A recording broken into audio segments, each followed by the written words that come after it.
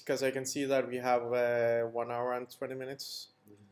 And we should be talking about scoping the application as well. But on the other hand, I think it's really important to do these presentations. Yes. Maybe we can do a discussion about scoping on Slack, and then just make sure that everyone participates. So I'll come up with a suggestion later today about how to scope the application, and then I want your input, whether you think it's too much, too little, if it's the right way around, because I don't want to just be like, this is the way we need to go, because already at this point, now you've done a lot of research, so at least like collectively you know more about the application than I do. But Jackie, is it like, it's a kind of proposal, can you do the opposite? Like maybe they start writing that this will be the scope, as they have already researched and they know these are the things. Yeah, that might actually. Then just create all of your ideas in a down paper. Write whatever you want. Like obviously you have this time plan that I might achieve this goal within this time. So just put some input from you guys, and then. Yeah, that's a really good idea. Yeah. So what you need to think about is how much do you think you can manage to complete within, how many weeks do we have left? 4 weeks. We have brainstorm. This is already like the third one. Yeah. And also you need to think about, like, because probably some of you will have some time to work over Christmas, but maybe some of you are going away on vacation or something like that. And usually we have like a talk about the commitment within the groups, like how much people can manage to do. And I mean, like, so if you try to take into account how much of how much you think you can be able to manage from that application, then we'll try to scope it accordingly. Yeah, like I want to discuss about how it's actually going to be. Yeah. We're going to have between the groups, because lately what I've seen in the graduations, at least to the two I had the chance to attend, is like there are these like 4 different groups pretty much doing the same, and at the end it's kind of meaningless. I don't want to really say that, but it's kind of meaningless, you know. At the end, even like the people is attending here, when you're like watching the 4th group doing pretty much the same, you're like, I know it can be like super challenging to basically make everybody work in the same project, but I would be way more enthusiastic about working in something that maybe there are more chances that it's actually going to be used by the company or whatever, rather than doing, you know, small stuff. I absolutely understand what you mean, and that's something we've been discussing many times back and forth. So it's really a trade-off, because if we try to have everyone do something different and participate to one big bucket, that would be like the project, then we have the potential to get much further, because we have like more man hours put into different things, so we can like put more features on. But that also means that everyone is relying on everyone finishing their work. And also get the problem that not everyone tries everything, right? So you don't get exactly, it's not. Some people will very quickly end up focusing on something very narrow. There's a pretty big likelihood that some people maybe find it, the levels are not the same, so there's a pretty good likelihood that someone will find it hard to contribute, or maybe someone will simply just be lazy and will just not manage to finish the task that they're given, and then someone else will have to go in and kind of like just do it, because we need to finish, we need to make things work, and then usually it ends up being like also just like a few people doing all the work. But the idea is not to replicate a real life project. Okay, that's real life, man. I mean, that would happen. Well, in some companies, people will actually do it the way that they have like multiple software teams working in parallel towards something, and then at one point they like compare it and figure out how can we merge these things together. And that's kind of what I'm hoping to do here. Yeah, me too. Well, I can share my experience. Yeah. Like the place that I'm working, it's a constant merge. Like we have different teams. Like initially, maybe I can share our ideas what we do. Like we have a project. It's a kind of ERP that has different module. So I don't want to mention all of those names, but the idea is it's a big project. It has different modules, and we have a master branch. I think you know everyone. So we have a master branch, and this year we released five versions. So for example, just think like that. The version last year was this year is 18.1, 18.2, 18.3, 18.4, 18.5, and 18.6. So what happened? We just set a milestone like, hey, up to March we release our first branch. So that will be 18.1. So in this context, like the project that we are talking about, probably that is one is our master branch, and one we just come up with like these 3 weeks. After 3 weeks, we would like to come up here. So here, this is the master, and this is our target for the time being. And then, so the sources here, like think about the authentication and the Google event and all the codes are here. So the owner of this branch, like the master one, this is super stable. Now think about this branch, like 18.1. Everyone is working here, and I'm guessing there is a reviewer who should review all the pull requests or whatever. So you should constantly push your code, and as other developers are pushing in this branch, you can also pull the latest changes. So everyone is in a same plate. So everyone knows what the project status is, and the master, the manager who is managing all of these branches, he is responsible to just make a non-breakable project. So if he found that, hey, if I merge this piece of code into the master, then it will break.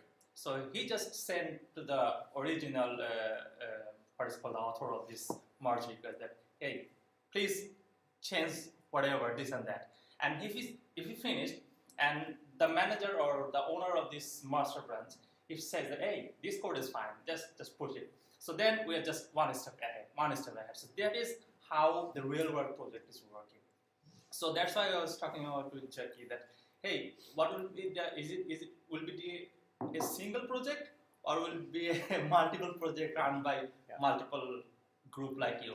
So I think that's, and also the scope is very important, that no one, if we target for a task that is not achievable with this amount of time, then that doesn't even make sense. But that's basically arguing for how you can do it without working in parallel. Yeah. So that would be working everyone in a shared repo. And that's most of the time that's what you're doing in a company, because it's very hard to justify for management that, we're like basically everyone is doing the same. But we also have like another perspective here, which is like the learning part. And I think it would be a very big sacrifice if we have someone here who just ends up only doing CSS, for instance. That would be a big problem. We need to have everyone a little bit involved with everything. But some of the things that we discussed that we want to try, and like all this research spike thing is actually part of that plan.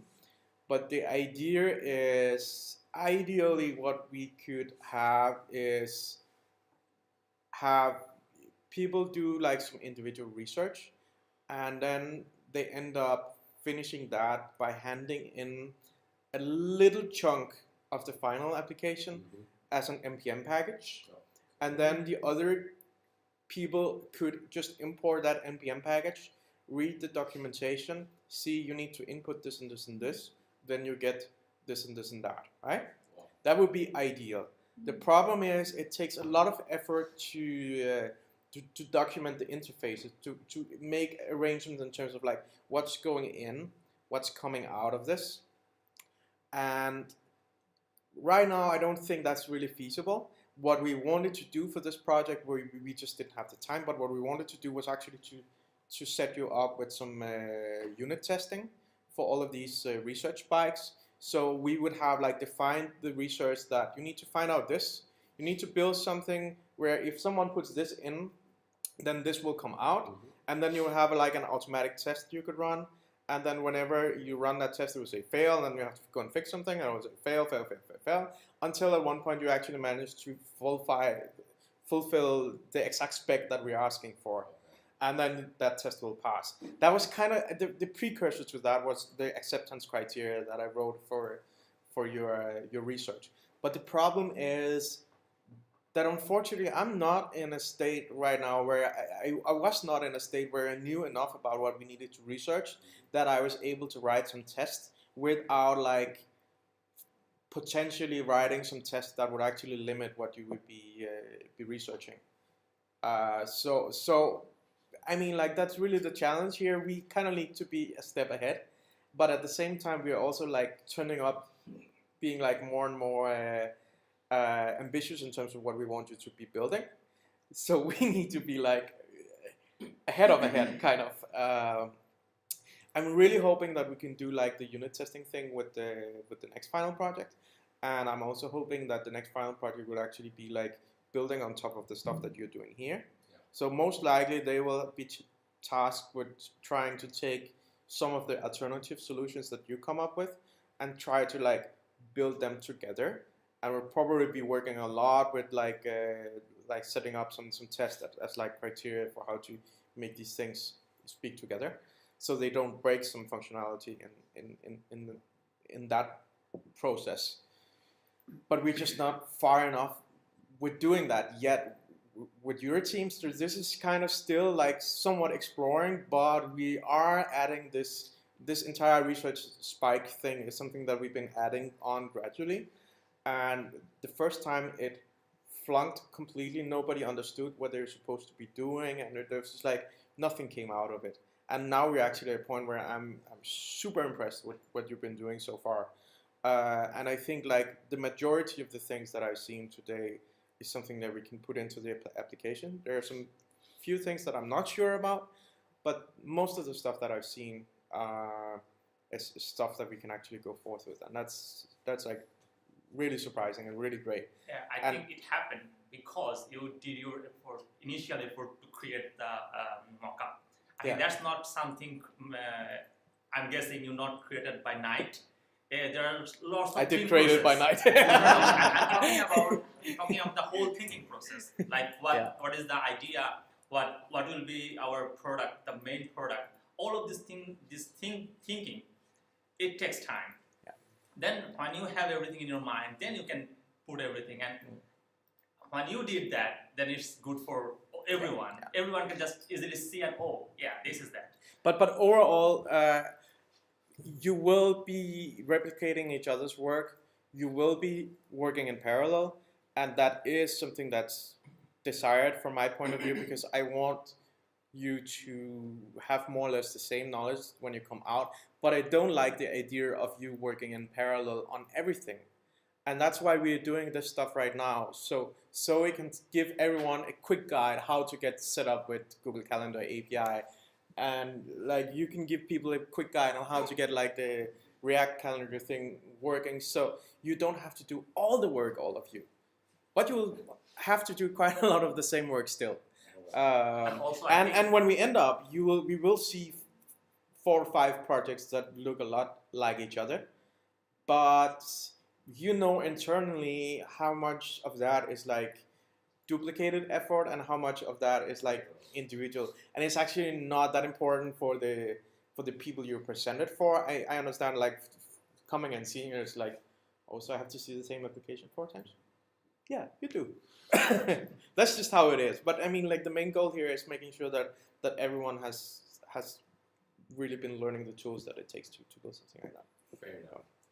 And also, I think if you really love to write something, then it's always a good idea to write something into the README, like it's for you and for others as well. Like for example, if you have Git repository, like all of your prototype, what you really do, just write something into there, so anyone can go there and see. Oh, this is the step number 1, 2, 3, 4, and I achieved this. That was something I really wanted to provide some description, like create a repository, create a README, run these tests, have this like make sure that this acceptance criteria is working, and so on. my idea was to specify everything very detailed about this. It just takes a lot of time, and it takes a lot of like being very much ahead of the process. So so right now this was the best effort, but it actually I think so far we've gotten what we needed out of it. Yeah. But let's get on with the presentations, because I think that's the most important part. And then I think in terms of like the scoping, I'll probably sit down and think a little bit and like think about some questions for you to get you started with thinking about how do we deal with the scoping. And then we kind of need to have some sort of consensus about what we're building within the next few days. So you need to be quite active on Slack, because I want to at least to make sure you're able to start coding during the Christmas holiday, because it would be such a bummer if we sent you home and you're kind of like, yeah, so now I have 2 weeks and I have plenty of time, but I don't know what I'm supposed to do. Yeah. That would be super frustrating. But on the other hand, I think it's really important that we get like these presentations rounded off. So yeah. Abdullah, you're ready to show something? You should probably start with authenticate first. Okay. We will not do that. I guess that I can Play together. Yeah, I can. I'm creating a new call. No, not like that. We need a Slack bot for that. It can read my mind. Now you want to start a call. I'm going to go rather quick and not much in depth. So if you have any questions, please ask. Yeah. Just ping him in Slack. No, ping him on Slack and tell him. Just ping you on Slack. Oh yeah. But I know the task that you had is really complicated. There's a lot of moving parts. So Exactly. I'm just gonna go over like what I think is crucial. Yeah, and you told me you had the code really well documented in line. Oh yeah, he did. I don't know about well documented, but I tried to document it. At least much documented. I explained what I did. Yeah. At the crucial points on GitHub. Yeah. On the repo. There are more comments than line of code, so more or less. So if you can give us like the overall picture of why do we need this? What are we doing? Just like a high level picture of what are the moving parts in here. And then I think it's really important that each of you go and try to read his repository and ask as many questions as possible about this, because I mean, like, for one, this application is quite heavy in terms of like what we need in terms of authentication, and second, this is like something that's super valuable to know once you're in a company, because like almost all applications need to implement authentication. Quite often, fortunately, there will be someone more senior than you who kind of knows the drill. But if you can come in and contribute at that point, yeah, and you can't be sure about that. Like if you're not in a startup or something like that, that could fall in your lap, right? But even if there is someone who knows more about it, then it's really nice to come in there and be able to contribute with some of these things. And if you can show them that you know stuff about authentication, that would be kind of like, wait, you learned web development for 6 months? How is this possible? Right? So I would be so thrilled if you can go out and give some senior developer that experience. So also, it might be the fast Git push in your real project. I don't know.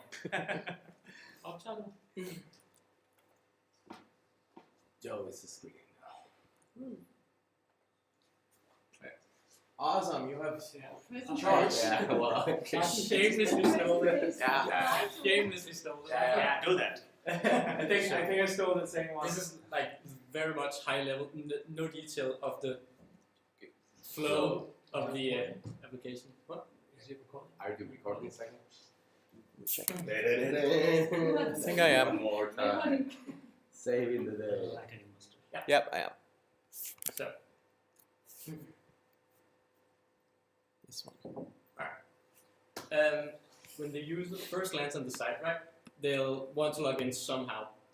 We can just make a link to what's called our API that we write, like an endpoint that redirects them to whatever OAuth. This is just OAuth, nothing with like local because that's a whole other beast. Okay. But when we're using OAuth, we can like have this this endpoint then send us over to our API, our Express server, that then handles your request and sends it off to whatever provider you have. Here, this example says Google, but you could just as easily replace this with GitHub, Facebook, Twitter, whatever uses OAuth. What is OAuth? This, I'll get into that. So, this when you hit this endpoint, it'll redirect you to a site.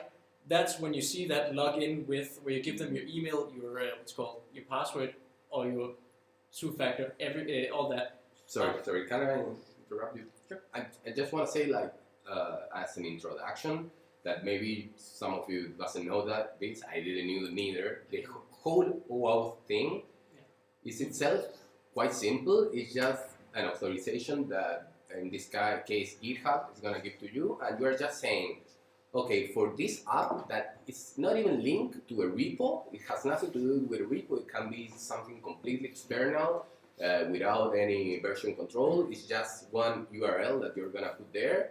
When a user is going to use the data that they are going to provide you, and they are going to go to that URL, they are going to send get the request to a callback URL that they call it, just saying that the user, with some information that is going to state that the user approved, give the authorization to access to that app. It's super simple itself.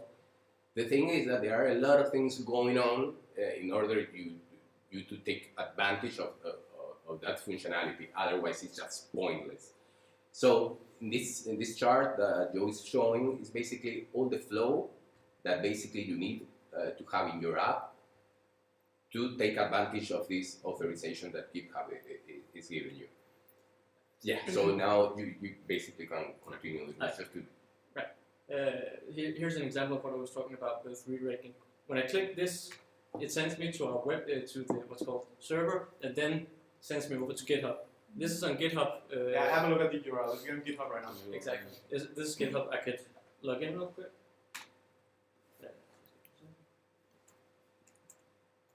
Why do you have a two-factor? I have two-factor on everything. Oh, This paranoid. So this then sends me back to my site. Here. So that was what happens on the front end. That's what happens on the front end. So it's super simple on the front end, right? And that's like the kind of authentication that's really nice to have, because you just come to this thing and it says log in, and you're already signed in on GitHub maybe. So it's just a matter of pressing one button. You don't even have to type who you are or your password. I use what's called incognito window there to not use cookies. If I use that in my normal browser and I was just logged in on GitHub already, I could just click login and then I'll be logged in. It reads the GitHub cookie. I'll get into that in a bit. So after we click login and it says okay, GitHub says okay, this is the user. It then sends us the code back to our Express, what's called API. We can then do stuff with it, like encrypt it or something, or we could do the normal thing and send it back and say we want information. That's where the scope part of things come into play. Where it go? It's. Give me a second. Sorry. Can we by chance turn off the slides in a minute? It's the bottom. I don't know if that's turning off all the heroes. Someone I think there is some button. Okay, never mind. Just have to. So it's like a Christmas atmosphere. It's fine, we can see it. So Okay. that's when we get. Nice. Hey, that's when we then hit this point. When this passport authenticate is when we say we want GitHub. Wait. Talk about Passport a little bit. What's Passport? Passport is an NPM package that lets us do all this easier. You could do this all in code, encrypt, and send. What's going on now? Oh, turn off. Ah, nice. What? I knew you What? did that. Go power. Oh damn. Because of that power control? Because of that? No, I think it Yeah, the charger here. One thing about Passport is a little bit like, it's like the standard now for dealing with authorization, authentication, whatever. But it just provides a handful of tools. It's not doing everything automatically. You need to interact with Passport several times along the flow of the app. But yeah, then again, it has so many strategies, that is so many different ways of doing authentication. And the good thing about OAuth 2, that is what GitHub is doing, is that they're pretty much all the same for Facebook, GitHub, Twitter, and so on. So once you manage to do the trick for one of them, extend it to the other ones is just super simple. I need to create a new call. Who is like hosting this Passport? Who is providing? I was just about to get into that before John Miller. I was I don't just know, about to it's say- a big project, so I guess there's a lot of people involved, but there's no Facebook behind it. If you're But is there any limitations John using Mann. Passport? Is there any? I was just about to get into that. I was Maybe just maybe about- let Joe tell about Passport then. Because I did. No, it's perfect. No, I did read about Passport. Some people were. Yeah, no, Because it's opinion, very I popular. don't know, It's yeah. super popular. Actually, it's very bad because I don't know exactly what is happening under the hood. I guess nobody knows. I hope somebody Probably knows. that is open source, so you might Exactly. exactly. But it's a little bit scary if nobody knows and it's open source and it's like the way everyone does authentication. All right. So we use Passport with a method called authenticate. We then specify GitHub. I specify GitHub specifically because we can download a lot of other packages from Passport that specifies which strategy they call it we want to use. Like Google, OAuth is a strategy. GitHub OAuth is a strategy. OAuth is how we do it this way. You could also do it locally where you encrypt the passwords and all that. But we got told we didn't want to handle passwords ourselves, right? So we let their servers do that for us. We don't handle any sensitive information ourselves. So this strategy will specify like where we want client ID and all that, and our this is the details I'm going to skip over. That just a quick question. Did anyone teach you a little bit about like how to do local authentication before? No. Okay. Yeah. Let's not go into that. You That's can read a about whole it. other beast, yeah. Yeah. So after the GitHub says okay, it's all good. It says we use this strategy, and then this scope thing. That's very relevant for the Googles. Yeah. Because you can then say if you want with this little application, only take read access to publicly available information just for testing purposes. But you could also, with Google, I saw a little bit on the API, get read-write access to a lot of things, right? So you could, if you want to do all that from the server. But after all that gets processed by the API, it then sends the code and what it wants to the server back, let's say Google or GitHub, and GitHub gives us our information that we wanted. When I specified scope, I said only publicly available information, so your login name, your GitHub ID, and your avatar, basically, and a lot of other irrelevant stuff. Their Passport, then you then pass Passport a callback, which is where you get redirected back to the site. So after you click login, you land here again. That's the callback, basically. You could, with the information you get from GitHub, put it into your own database, like a GitHub ID or something like that, to be able to specify a user. You can then add, let's say, admin or anything relevant, or calendars of their student, or anything like that from your own database. There's no sensitive information, but so you don't need to log in every time. All this is done over cookies, HTTP cookies. So the way that your client talks to your server, and Heroku is basically the same thing, but if you had like separate places where you served and client. Serve the client and handle the API points, for example, endpoints. Like one server for API and one server Exactly. for server Exactly. client. Right? This example, it's the one the same thing, but if they were different, it wouldn't really matter because we're using cookies. We're sending everything over something called HTTP Yes. cookies. HTTPS cookies. So when I go in here, I can't actually read the cookies, the session cookies. The only thing I have access to is a long encrypted string, which I can do nothing about, right? So it can't easily be taken. The passport has these what's called functionalities called serializing and deserializing. So that's passport that handles that for us. Shouldn't it's complicated, but you can just plug in the information we get and get the cookie out and send it. That's basically it. If you then log out again, right? If you delete your I do that. Yeah. I go to your profile first to show the. Oh yeah, this is what I get back from my GitHub. Name and profile. Log out. Nice picture. Thank you. Spent a lot of time on it. So. You remove all the cookies over there. I removed all the cookies and I logged out, right? So it shouldn't really know about me yet. But because I've added myself to a database. exactly. This is what I've added to the database, right? Avatar, name, like if you have a name, your user type would be user for everyone.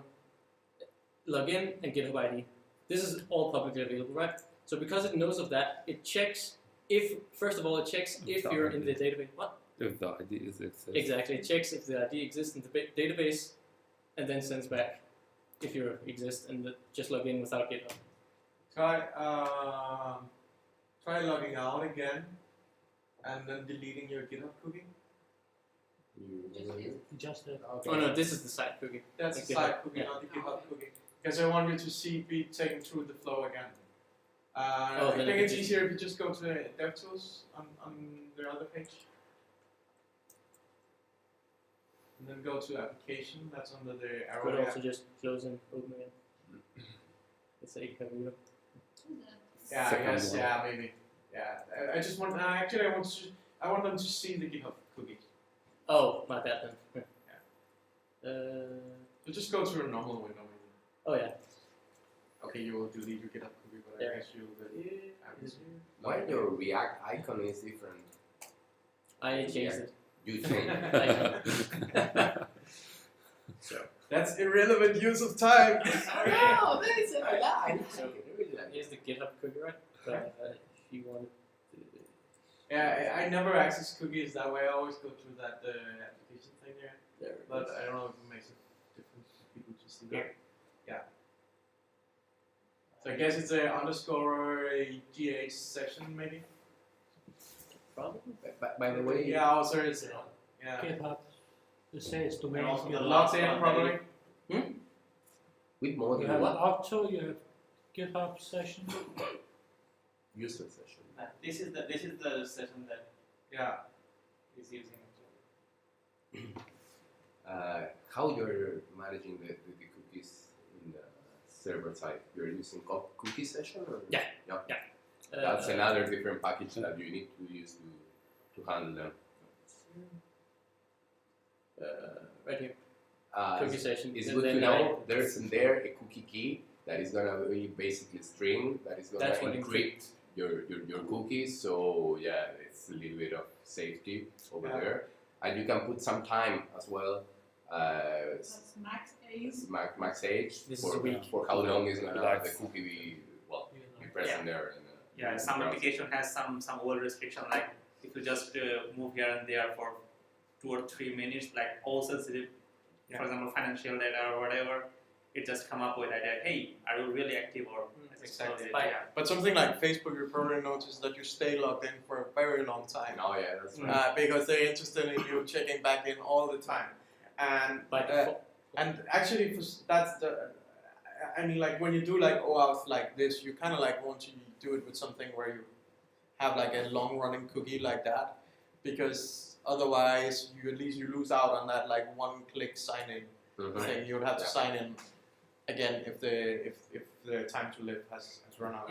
Here is an example. I just put it to 1 week. You could set it to a year if you wanted to. Exactly. But by Cookie default, session it is actually. a- What? cookie session is a module you imported. Yeah, it's an npm package. So Node.js doesn't support natively session. There is some session, but in most of the in other tutorials, programming languages, there is session by Yeah. default. It does, but it's really complicated. Not. It was too complicated for me wanting to try. Yeah, I haven't tried doing it native. Yeah, me neither. It was. So nobody you do it natively in Node.js. This is like a less used package because it doesn't have as much functionality as the other, but the other one was like 700,000 people downloading it. So yes, okay. But I mean, you don't have to worry too much about writing cookies because he did a nice example for you where you can see how to do it. And this is the what's it called? By the way, this is the environmental variable I was talking about. Yeah. That gets 100% just where is it? Oh yeah, it's not here, of course. But are you using also a module for the .env? yeah, .env. Yeah, That's called .env. If I had something that was post.env.callback, it would be this.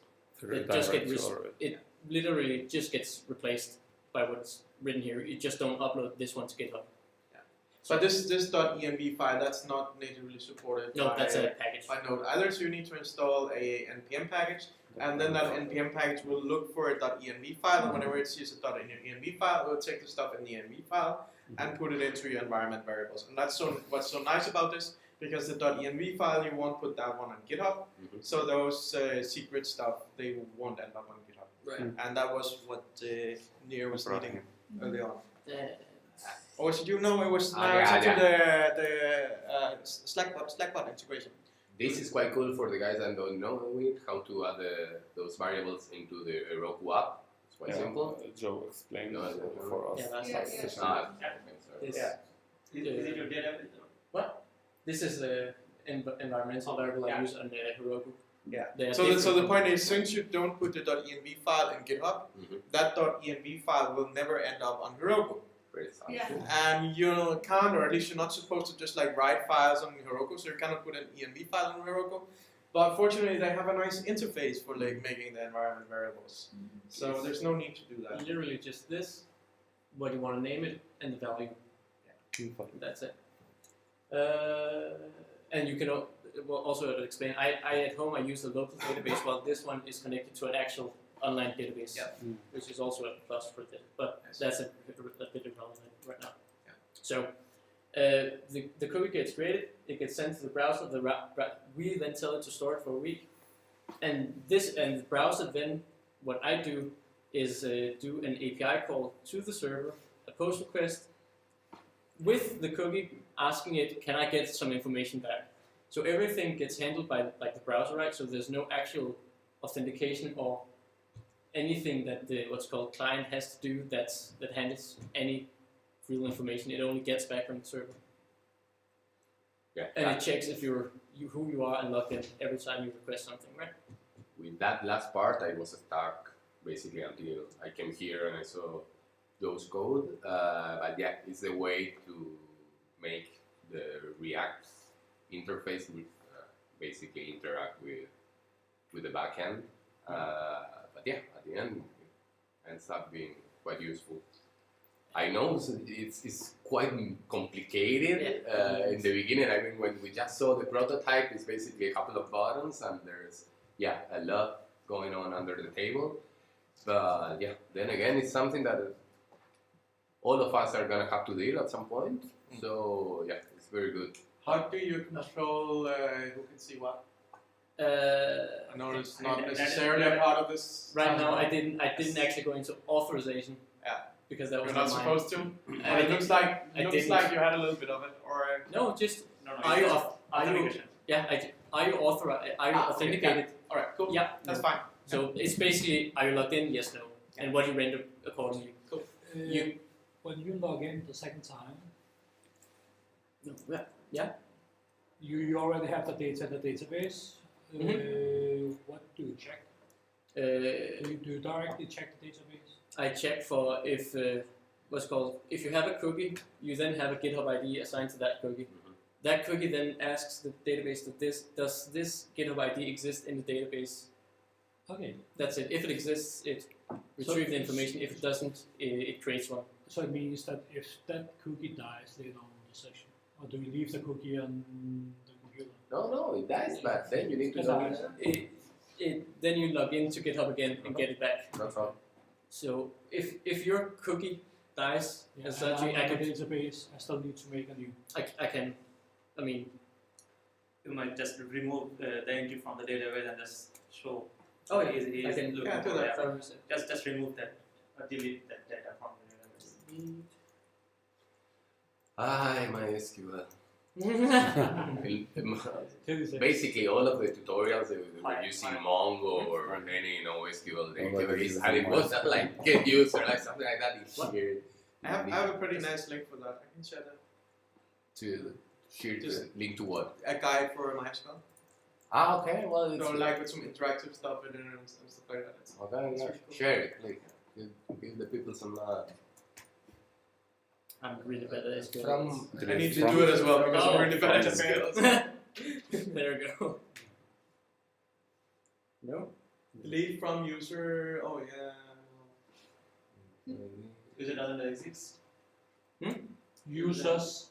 S. Oh, thank you. There we go. Delete it. And we go into an incognito window so we don't have any cookies, right? By the way, a good way to avoid injections in your code with MySQL. You're What? not doing the scaling. I escaped everything. I escaped absolutely everything.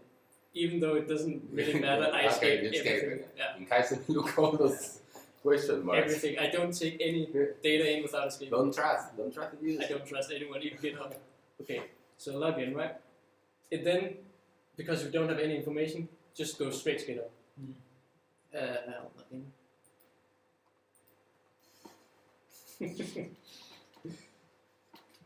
Oh my god. I did not see that. And hit this. Log in. Yeah. It I then- set the reverse. Hmm? I set the reverse. I said you already have the data in the database. So, when you log in, you just log in without checking anything. okay, so Show your code. If the user updates some information at his profile at GitHub, a That's next exactly token it. will be updated. that's the problem. It won't. I But- see. You could easily make it like what's it called? If you Compare. could do it when you need to refresh the cookie or something, you could get it. But I guess right now what happened was that you created a new user. Yeah. But that user has a new ID. So if you had some Yes, an ID in your table. No, at the table. in your local database will have a new ID. So if you had any data previously associated with your GitHub account, those things will probably not be linked up again later. But then again, who goes and deletes the user from our database? I don't think we need to deal with that right now. Exactly. But I don't use the table ID. I use the GitHub ID Why? because that's unique. Oh, check so the person. So you actually hook the rest of it up on the GitHub ID? Yep. Oh, so that should solve it. Yeah, exactly. This is what I hook it up to. This is unique to every user on GitHub, Nice. and that's what I interact with. I don't actually care about this at all. Cool, nice. No, wait. Okay, that's okay in this case, but what up if you're gonna have different OAuth methods? Yeah, That's I it. want to ask That's more about exactly it. Yeah, that would be it. You could, what's called, make these nullable, and just check which one you have. Okay, You could do that. I mean, it's a very crude and not good method, but it would work. yeah. in some databases. Okay, but there's a little bit of work on that. Yeah, You exactly. don't It's have database. to I'm not good with database. know that. Because we didn't fix our scope, so Also, just quick little thing. Whereas a passport.use GitHub strategy, you could easily just add a new strategy, and each button you press could link to that endpoint with that strategy. So you could, like, I say easily, but easily add another one now, and like the groundwork is set. It wouldn't take more than an hour to add in a couple of strategies. So you did it with GitHub. Yeah. But I think like As looks long like as you have to do it with Google again. No. It's Because- OAuth 2 as well. Yeah, So yeah, it's just yeah. adding it. But to get like the access to the Right. Google Calendar and possibly Google Classroom API. I can try to do that when I get home and see what I can do with it, and like try to explore a bit. But is it possible to just create this fast push in the fast project library like the project repository. Yeah, it would be nice to Yeah. try to get this stuff merged into the so that repository. everyone can So see. everyone doesn't have to copy paste it We in, so hope. we have like one implementation of it. Yeah. That would be really, really nice because this is some of the first stuff we need Yeah. in there. And also who are responsible to design those UI, who are responsible for this Google API, just use this ground and put your code on top of that. Then it will be a central place where that will be our final product. I'll add the what's called Google strategy, and then I'll. But maybe it would be nice if it's someone else and Joe who has the Oh. Google strategy, Sure. so we can share it. Yeah. And Yeah, someone I- else yeah. and you as well, Yeah, yeah. we because love you to do already it. did the work. Yeah, yeah, yeah. Is there someone else who really wants to learn a lot about authentication? It's basically taking the example that you already did and adapting it to Google. Do you think there should be too much difference? It's pretty much the same. But then the question is whether we need to support both GitHub and Google, Right, you could. or if They we should start with Google and then have this Right. in mind and It's try to probably add it easier later. so you don't. Because I think we will need Google for all the calendar Calendar. integration to Yeah. work. But on the other hand, I had the point that there will probably be some people here who don't want to have a Google account or don't want to expose it or anything like that. Yeah. But they will have a GitHub account. GitHub is mandatory here. So Exactly. that makes sense, but Because the point is, if you don't supply a Google account, then you lose out on the functionality to import-export calendars. But we could also maybe say that this is like the first iteration of the project, and we expect you to have a Google Calendar. In the future, we'll add the other one for privacy concerns. You could technically also add more accounts connected to one, where you log in with one and just. Yeah, you would create a Yeah. spoof account Exactly. if you're concerned. Yeah, exactly. You could make a spoof. You could log in with GitHub, right, and also log in with Google and let's say a Yeah. settings page where you just get the information from Google. Yeah. It should be possible because we have a local database where we store insensitive Yeah, information. Exactly, yeah. but regarding scoping the whole project, yeah, we can Yeah. do so many things. Yeah.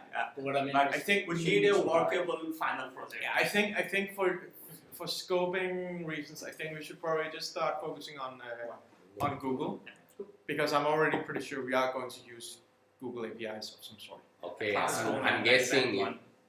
this is only gonna be our way of authenticating. I mean, we're not gonna have the option of logging in with a username and a mail. I don't plan to have local, no. Okay. But that will be our future plan. It could be Probably. definitely, yeah. It shouldn't be too hard with passport. I looked into it a bit. It's Yeah. just encrypting it, making it secure. Yeah. So if you are good to achieve your what is called your milestone, Yeah, then do we all can of the have super, fun. right? Yeah, exactly. Yeah, but I also found that GitHub also has a classroom API. Really? Yeah. I was doing a little bit of research about like classroom API, and then it just took me to GitHub Classroom. But I didn't look really into it. But maybe I did look into it. It's actually not just classroom. It's kind of like a sub-project of GitHub University. Yes, Yeah. like it happened to be there's a GitHub Classroom. Yeah. If you're students, which is you can get a lot of free stuff from there. Like the GitHub University? Oh. Yeah. Oh. Okay. Just- Yeah. Just to mention about the Yeah. Do they have a calendar? Yeah. That's a big question. That's the next They question. might. yeah, Yeah. because it's Maybe it's already in their roadmap. So. All right. I guess that's some more research work to do. We need to figure out what to do about that. Awesome presentation. I actually have a question still. Try hopping back to the graph overview. So, okay, it's not completely clear where there are like tokens exchanged, but could you make Right clear here. where are those tokens exchanged and what is the life cycle of those tokens? Okay, so after we log in, right, we get a code first. There's no token yet. Yeah. When we click login, we then get a code that gets sent to our Express server, which then specifies which specific information we want. It then sends the code and the information we want to to your provider, let's say Google, and then we get a token back. Mhm. This token then gets processed by Express and all the other stuff we do with it. Right. And then we're sending that token every time we're making a request to something that's protected. That token is passed on. Yeah. Oh wait, No, I think that we're confusing here, like the The- tokens in the cookies with the token that no, GitHub is doing. I mean, you have. Yeah. I think I misunderstood the question. Okay. The question is actually probably, if I don't misunderstood, what is the unique ID to run this project? Is it the session or is it the what is called the token from the server? No, it's from the one that is coming in the cookie. Okay. So it's just reading the cookie every time it's. Yeah. But it must be passing something on to the server to identify itself. Like a token or something similar. Basically, I the assume flow that is you're getting some unique information. Yeah. And you're coding it or encrypting it into the cookie, and that's So the flow. what I would assume is that there's a token written to the cookie, and then that token is sent with all the requested, all the protected requests. We don't handle it ourselves. That's Passport. I know that's exactly the the way. password dealing with that. When we hit this one, right?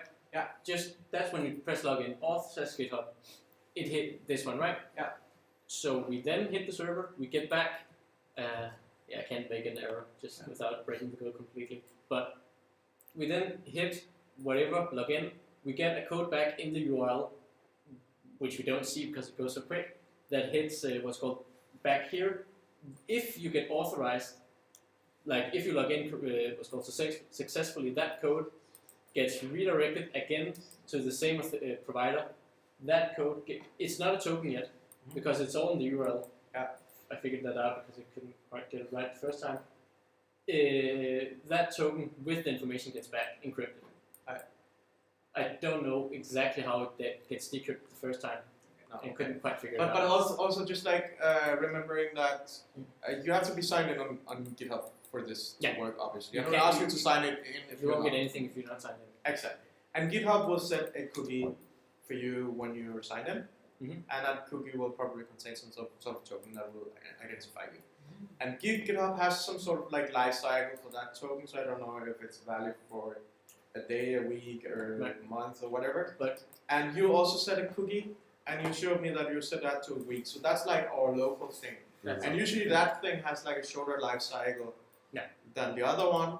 So even if you are still logged into GitHub and you haven't been signed out or anything like that, you might be asked to authenticate again. And then what happens is you will just set a new token. And the reason for doing that is to make sure that if you sometime during that week that you had that token, if someone somehow managed to steal that token and somehow like pretends to be you using that token, then it's like it's cleared out within pretty short time. So it's a security mechanism. And that was why you're running into problems with tokens expiring, because it's probably set to a fairly short amount of time for. It's 1 hour. Like I have a time limit, and then like every time, like when I was working with the Node.js on it back in the stock, and I was logging in my console, like in my terminal. So every time I have to authenticate, I get the code, and then it generates the token JSON, and then it checks like whether this token has been used before. So if this token has been used, then okay, you take this. I don't think it's. I don't imagine that it's a single-use token. It's probably just short lifetime. I don't know. Probably yes. Yeah, I think it was something with the token or API. I can't really remember about it, but the mechanism with the token that the Google API has is it uses the token list that has been used. Otherwise, if it exists, then it uses. Otherwise, it creates another token. Just one more thing, that scope thing there. So that was like about how much you can access on GitHub. Yeah. Did you see if there's some option to put anything custom in there? No. There's not. No. I mean, there's other things in profile. Yeah, but you can make like. But can you make your own custom things? Oh, I don't like think so. Hacking Future Manager as a scope. Oh no. There was Fine, specific. already I mean, it was general stuff like what's it called? Oh, it's quite wide, anyways, but. Yeah, it's where'd it go? Oh, it's go here. No, go on the menu, understanding the scopes. Here it's this. It's like It's- what access you want.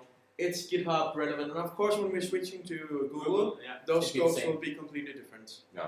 Same Actually, we'll find principle, something but it will be different. It will be like read right. calendar and stuff like that, Right. rather than repositories and stuff like that. It's general access, and you get just the whole thing. Yeah. Good. I just choose to only write down what is relevant. Yeah, sure. Makes sense. Cool. Any questions? Please ask us. I had the question like about the limitations of using passport. Like, is there anything? Right. Drawbacks of using Passport? Yeah, the passport details. I can't, on standing foot, think of any actual limitations other than it's not easy to customize exactly what you want. But then again, I can think of a limitation. There was like this happened a few times, but very recently there was like in security exploit where someone managed to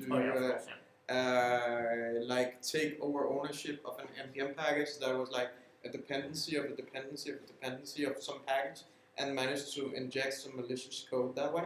And since Passport is a very used package for authentication, it's like a prime target for something like that. So maybe if you're very security conscious, you might not want to use an open source package for that. On the other hand, the good thing about open source packages is that everyone is looking at them, so everything is out in the open. So technically it should be more secure.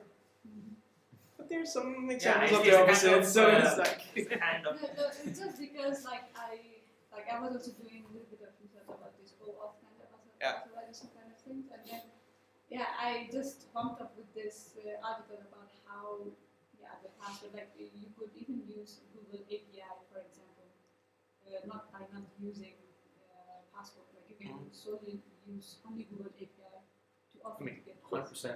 Yeah, I mean. So This. it was just like So Passport is a layer in between. Yeah. So you so it makes it easier for you to implement towards Just like different OAuth providers. Just like Express is also like Pretty much. a layer over Node for you Exactly. to do Yeah, server stuff. that's- You don't need it, but it just makes it easier.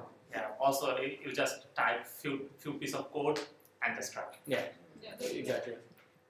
Just, You could write everything from scratch. It'll take you a lot of time, and you know exactly what's going in and out of your thing, but it's a lot of work. okay. I think we have one more presentation left. Technically two, I don't know if you have something you want to present as well. Oh, no, no. Okay, so one. They were working. Me? with Yep. It was the same topic, but. Whoa, I can control Joe's screen now. What, really? No way! Oh, that's cool. Is that really possible? Oh. Ivan? What's the press to deliver? Ivan? Okay.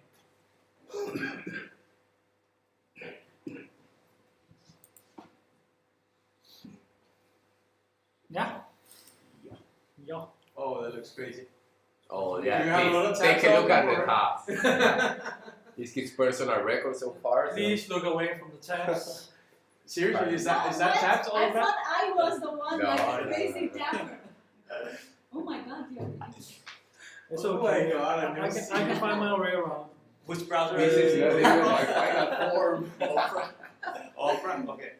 Google Chrome is I think- is incredibly eating your memory. Yeah, So yeah, you yeah, can yeah, just yeah. like okay. Break the internet again. I'm trying my best. Okay.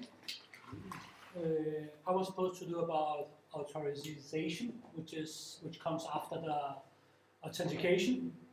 With authentication, you log in. You find out, is this user allowed to log in? And with authorization, you see what kind of rights does this user have. The link for the resources I got was a bit funny. Okay. Because it was this one. And what you end with at the end is like this one where you log in, either public or protected.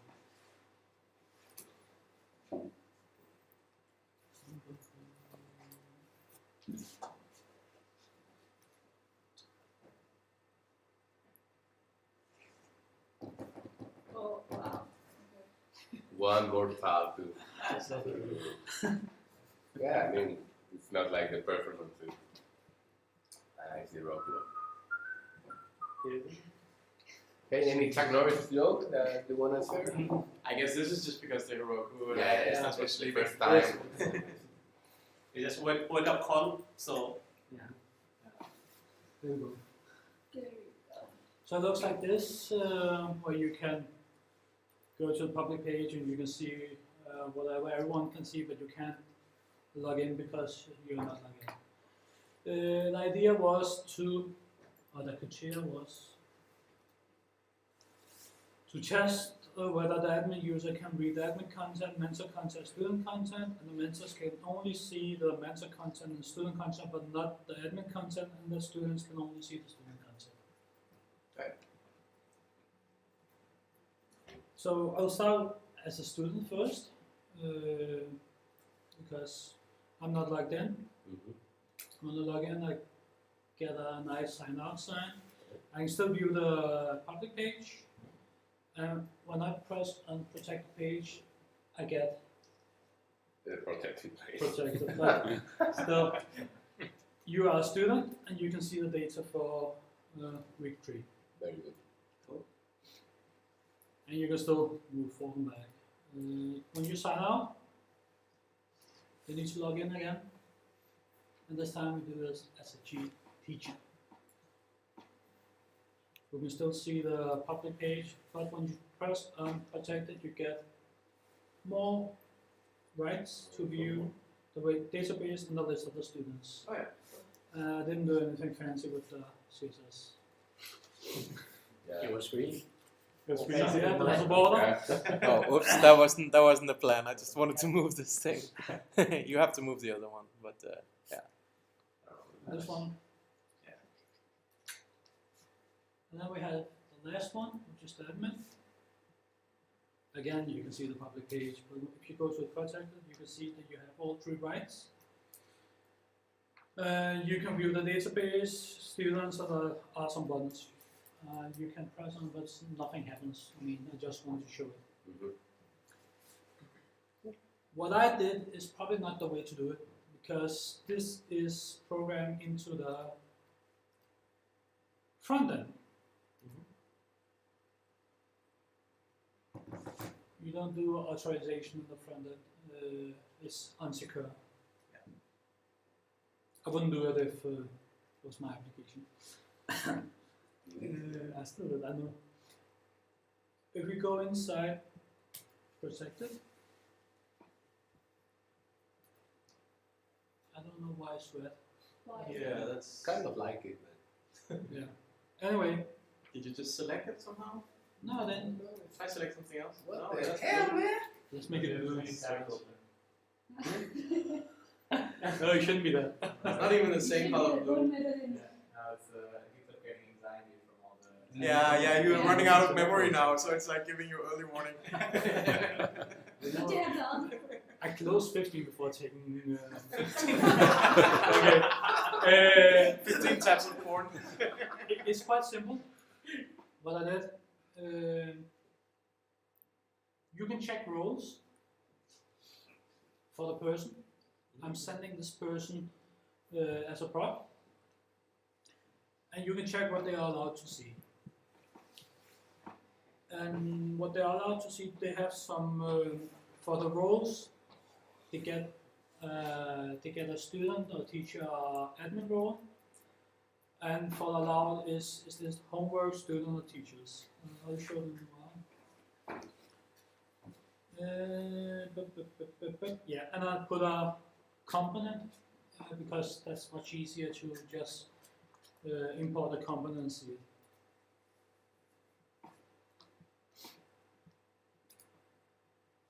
This is the simple one to check if you have the role and it's allowed. And I couldn't get the SQL database to work, so I just made a JSON file. And in that JSON file, you can see that Hans has this role as a student, and he has this right. If you are like Jens, you are both the student, teacher, and the admin, and you have all the rights.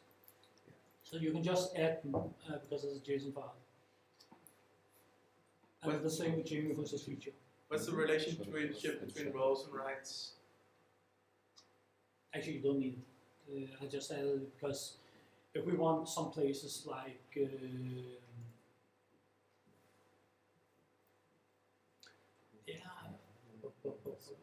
I mean, you could be a student and an alumni. It's two different roles, right? It's the same rights. So let's just say you have a teacher and you say, okay, this is a temporary teacher. Instead of making a new role, you can just assign those rights to them. So basically, my idea was that we should implement like the classic like user role. Yeah. I don't know if the last one is called rights. Normally, isn't called something else. I'm not sure. Permissions. Permissions. Yeah, Permissions. Permissions, yeah. Yeah, user role permissions. So the idea is that when we determine whether a page is allowed for this particular user, we will look whether this user has a certain role and is this permission inside that role. So a role has permissions and there's like many-to-many between roles and permissions and many-to-many between roles and users. So a user can be a teacher, but if we suddenly want to revoke the rights for all teachers, then we just remove a permission from teacher. Yeah. So that's like the classic database structure for doing this, because that gives us a lot of flexibility in terms of like adding new functionality, new permission and new thing. Because here it looks a little bit odd that a mentor is a student, a mentor is a mentor, and a mentor is admin. Exactly. So. But that would actually be this. Yeah, that's the same. So Christopher would probably be both mentor and admin or something like that. I think that maybe even student as well. Yeah, those things are actually handled by you, as you wrote rights in terms of permission. So Christopher has permission to view what happened in students. What happened, like it's in a different way, not the way that. This is just an example. I mean, you can take those away and just put more rights under this role, like. But what I kind of like inferred when seeing your JSON file was that because he was a student, he got these rights, and then the point is just when we're solving whether a user is allowed to see this page, we should be looking at the rights, not the role. The role is actually irrelevant. The role is just a group of rights. So it's easier to assign the same group of rights to a given person. Or rights, or whatever it's called, permissions. Permissions, yeah. It's not too important with this one or the other. And the second part, which I didn't implement, this is just a library I found, but this is front end, so it didn't matter much. This one, connecting roles, which can be used just right after using Passport. It works well with Passport. I read someone writing about it. You just connect your roles, and then you can just check out, are they authenticated, do they have the role as a moderator, and so on. Have you tried this like in your project? Or? No, I didn't try it. Okay. This is what I found. I wanted to implement Did you find anything for authorization, like while you researched? I mean, I tried a bit, but the only thing I actually found was people putting in that database what roles people have, like manually putting if we have a user then add admin or something, by default it's lowest level of rights and then add rights yourself and then render depending on what you get back. And we need to set the scope as well, like how much we should implement in this project. I don't expect a new UI to be able to manage. That's the thing. In a real life project, how it works. Another post request, you make to the server and check for.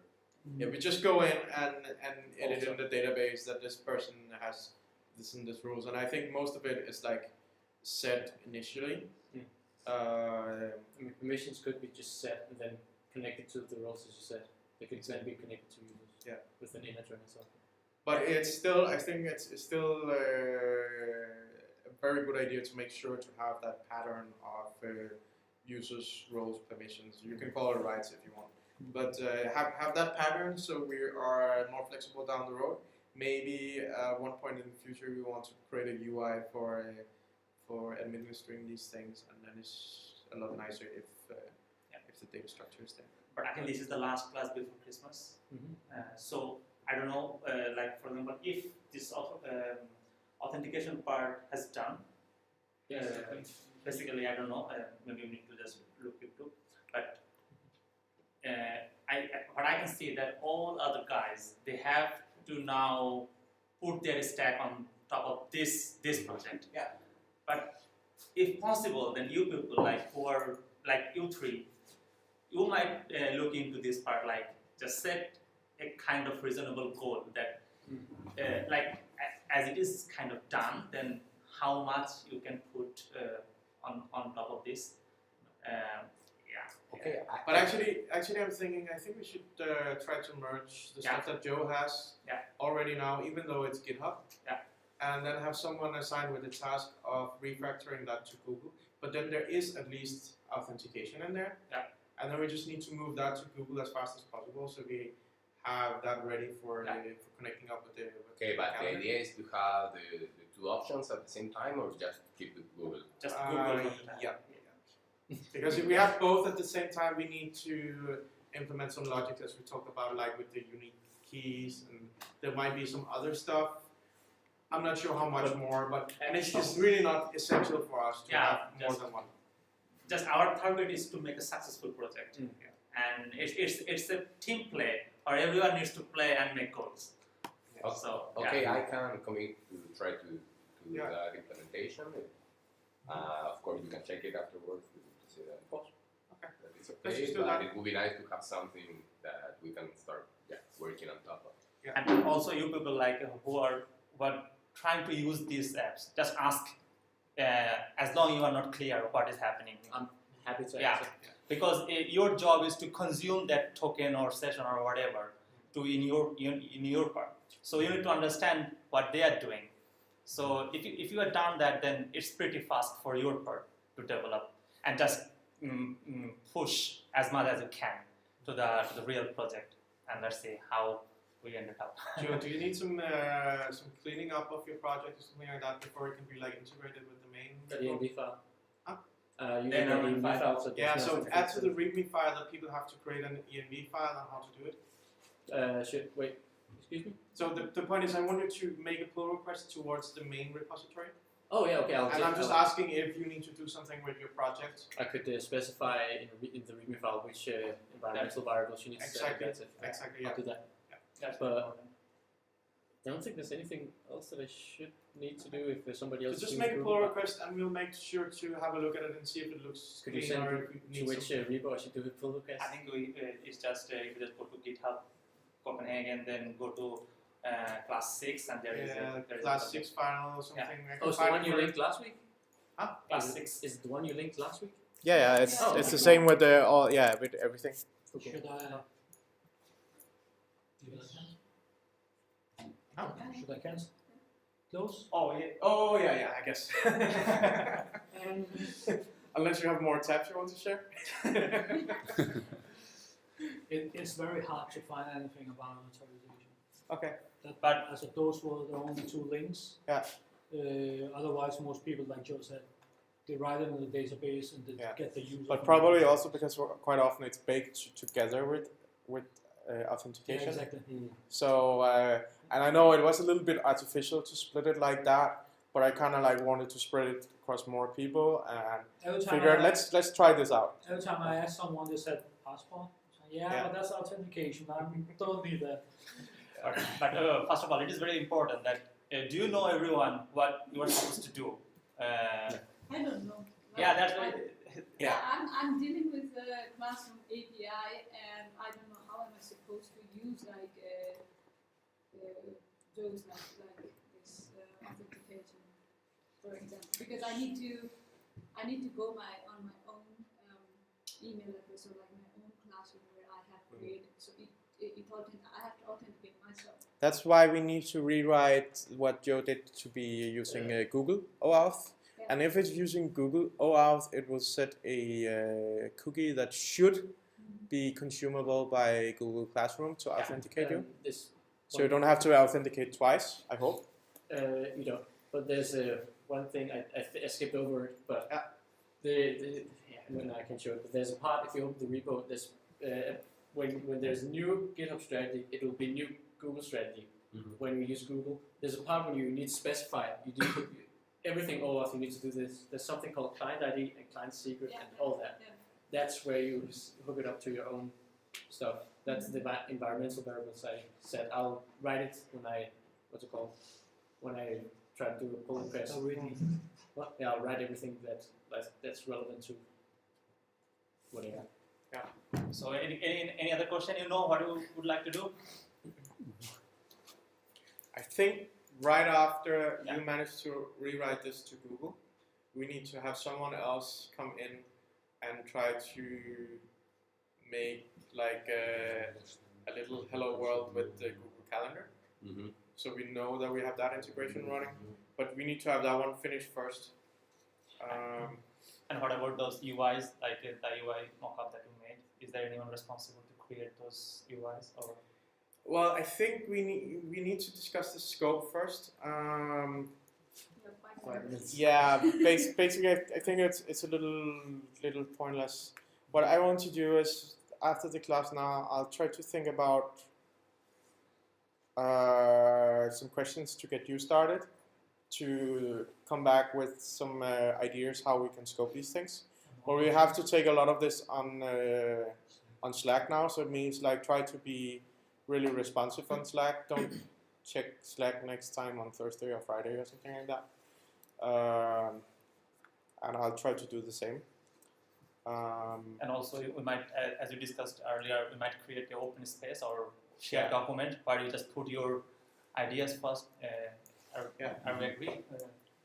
Well, we already have the open space. That's just the channel, right? Yeah. So I think the point is, the first round now is to get some ideas from you in terms of what do you think are the most valuable parts of this product. What is it that we should go ahead with first? I think I'll write some directions for you, but the way you need to be thinking is in terms of priorities. So think about like different parts of the application. This one is number one, this is number two, this is number three, this is 4, and so on and so on. So try to already now start thinking about like a prioritized list of how would you go about building this application. And then maybe try, I know this is like the really difficult part because you're not so experienced, and even someone who's more experienced struggle with this, but the part where you need to try to think about how much do I actually think I can achieve of this. And it's not like a binding commitment. So maybe you'll manage to do twice as much, maybe you'll manage to do half as much. It's not the end of the world, but we'll try to figure out a way that we can deliver something that's useful when we finish this project. So it would be sad to see that we maybe like only have an API and nothing on the UI. But there's also some like considerations because maybe we need to have like a pretty built out API and then a fairly small UI that only like uses a little bit of the API, but doing this in preparation for another class to come in and do like this UI part, and then they can have a project that's much more about the UI. Because we can do it either way. I mean, you can either mock a lot of stuff in the API part and then build a lot of UI, or we can do it the other way around. That we build out the API and then we don't build a lot of UI. So that's also some things to think about, and we need to kind of like strike a balance there. And I tried to discuss this with Daniel a bunch of times already, and we struggle a lot figuring out how much we think you can manage. Partly because, in my case, I haven't really taught you before, so it's difficult for me to determine what level you are on. I'm really impressed about what I've been seeing today, but that might mean that I'm just like aiming for the sky, so I'm going to set a massive scope and you're never going to manage it, just setting you up to fail. But is it just me, or maybe other final works they had a little bit more of time? It's just an impression that I'm getting, or usually we have ended up extending the final project. for how much we're talking about? Christopher? 2 days. Christopher? Yeah. So how long have you usually ended up extending the projects?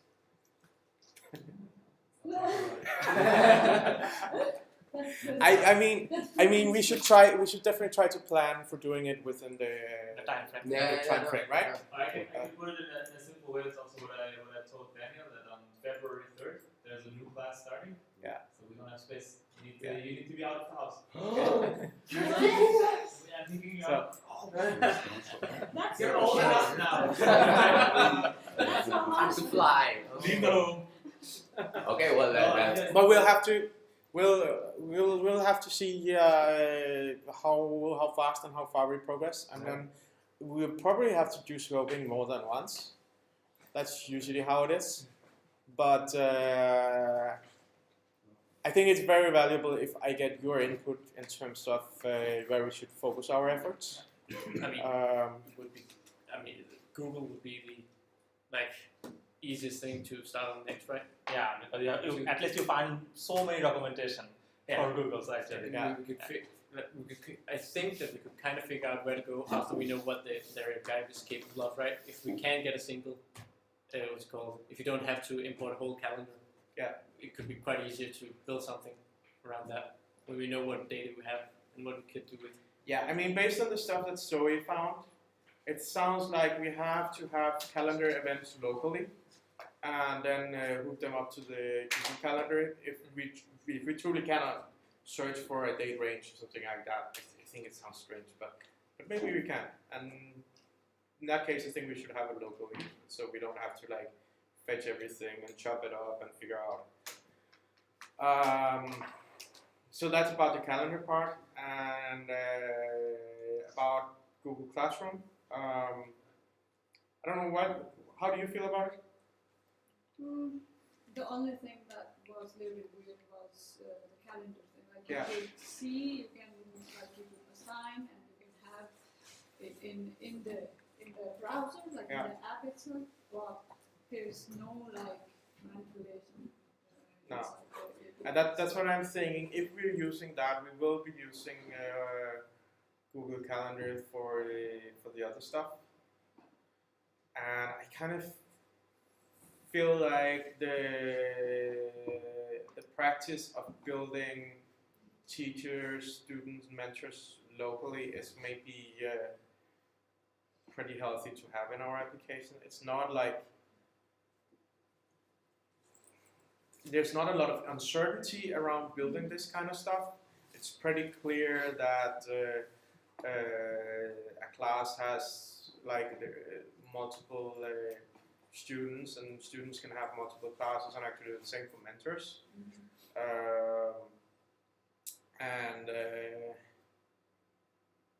And I mean, this way we can add any fields that we might need along the way, because what I'm also a little worried about is not just, it seems like we can have the metadata that we need, like the names and stuff like that, but relationships.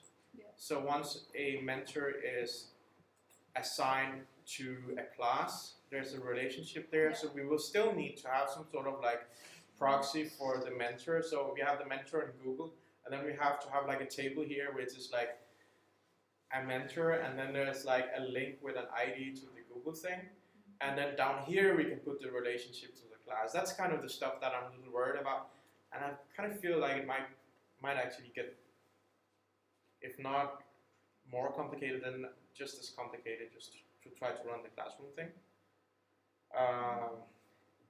Then of course there's the question, because we haven't researched something like sending out invitee emails and stuff like that.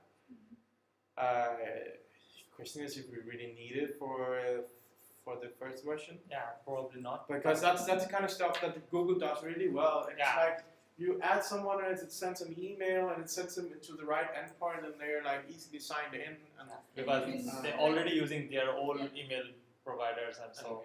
And also could easy to. No, it's also like easy to join the class, like just if there's like a teacher, like an admin can just invite the teacher or the student to join in the related class. And yeah, I think that functionality was there. I mean, if you, oh sorry. Yeah. I mean, if you like take that into like consideration, maybe we should use Heroku instead of that. We should use Firebase. I would love it to offers go Firebase. everything. It's The all in one. Yes. email thing could be a stretch goal. Yeah, for sure. We need to use Firestore in that case, and that means no SQL. Yeah. Well, Yes. personally, I don't know Firebase well enough to. Nobody does make that. any The whole trick is not recommendations super about easy. It seems like. Huh? Nobody really. I mean, I don't think nobody really mastered Firebase, but it looks so simple. Yeah, that's also what I hear. But the problem is like quite often things that's a simple solution to a complicated problem. There's like usually a lot of magic to it, and you might get started really, really quickly, and then you get like 20, 30, 40% of the way, and then you just like realize you have to study so much to figure out how to do this little custom We thing. do that, and if that happens, we just blame Zoe and. Blame me. You better report that. But that's actually so that leads a little bit on to some you had some questions last time about like CSS frameworks and state management, and to be honest, we haven't really had to make much requirements about this in previous projects because they were not so complicated, but I just realized that oh fuck, we might need some sort of like centralized state management for this. So like the common options out there are Redux and MobX and Context API, and we already had like a discussion in the channel, and it seems like there are a little bit of experience with each of them spread out on the different teams. Everyone should have gone through Context API. Context Yeah, you did that in class apparently, and I didn't know you did that. Didn't do it. It was more like Eunice showed Was it us. super Yeah, introduction? It's Yeah, not like. it was the last end of Yeah. Give you a taste of context Absolutely, yeah. Yeah. But I think I looked a little bit more into it, and I looked a little bit into MobX, and that was actually seems like it's surprisingly simple to set up. And I also looked into Context API, and the thing is, I just think Context API looks really simple to set up. I just like heard from several people once they start using it in the wild, it actually gets complicated. But maybe it's the same with MobX.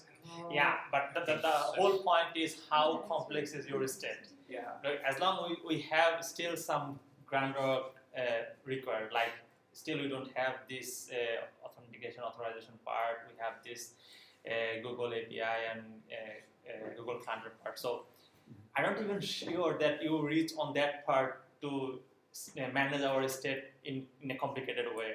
Because, for example, think like a very simple task, and if you would like to manage that simple task by a complex way, that doesn't even make sense. Yeah. So I think we didn't or we don't reach on that much complexity.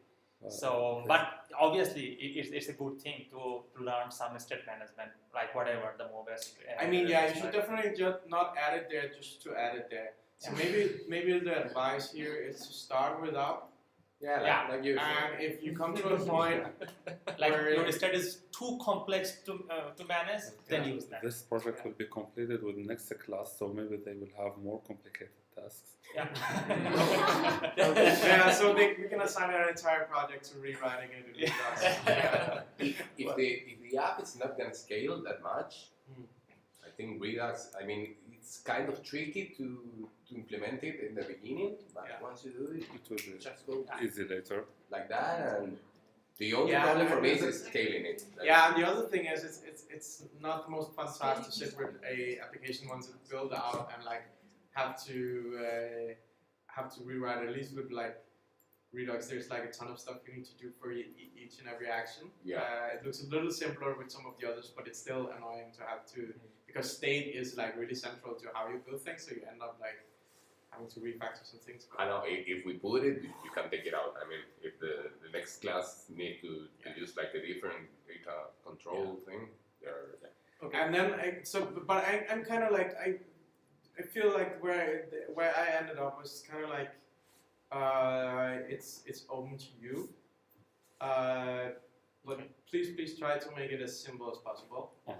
Yeah. I just want to make sure, because I'm a bit far beyond it. When we're done here, right, we need to, when we get home, at some point we need to figure out like the precise scope of what we want to do. After Marco makes it, refactors it to use Google authentication, what then?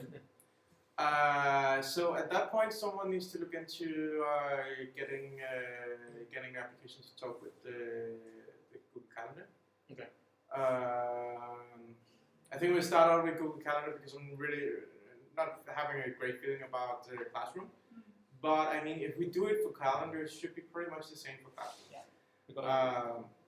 So I think that's the next task. I don't know if you need to find someone to do that right now, because also, I mean, yeah, so the scoping, we'll figure that out on Slack, and then based on the scoping, we'll figure out what you have to start working on. So we are going to determine more stuff for you to work on, and we're going to determine that on Slack. But if we delegate some other tasks to other students, maybe you people are looking into the authorization part or something similar, like the window that we are talking about. I don't know if it's possible. So you Sorry, place the right to the right person. Yeah. I don't know. Yeah, I need to do Should we something. put that in our scopes, like the permission thing and all of these things? I mean, in my mind, permission control weighs fairly heavy. Yeah. Because I think it's a really annoying thing to put in after the fact. And I've seen that so many times that people are like, oh, we'll put it in later. And then just don't get around to doing it, because it proves to be like more and more annoying and difficult to do the more you build out the application. Yeah. You could do it client-side logic or server-side. It's really, I mean, I already, in the table I already made, I have a type where it's by default user. You could make that by default to, what's it called, student, and then manually add mentor or, what's it called, admin. Yeah. And by doing that, you can make the client-side call specific information that's not available to students. Yeah. Right? It shouldn't take too long to do, honestly. No. But that's the thing. There's a lot of things that take fairly little time to do up front, and takes a lot longer if you have to refactor it downstream. Yeah. But we can't do everything up front, because then we don't get anywhere. Right. So let's limit our scope fast. It's really a priority exercise, and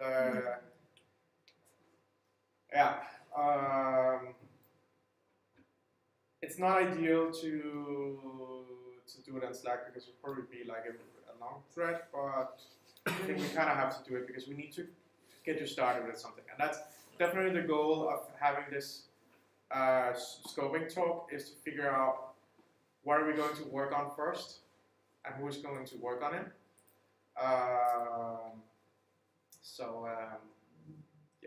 And maybe the conclusion might be that we need to take like a call on Slack or something like that, a conference call or something like that. But we'll figure out if it's needed.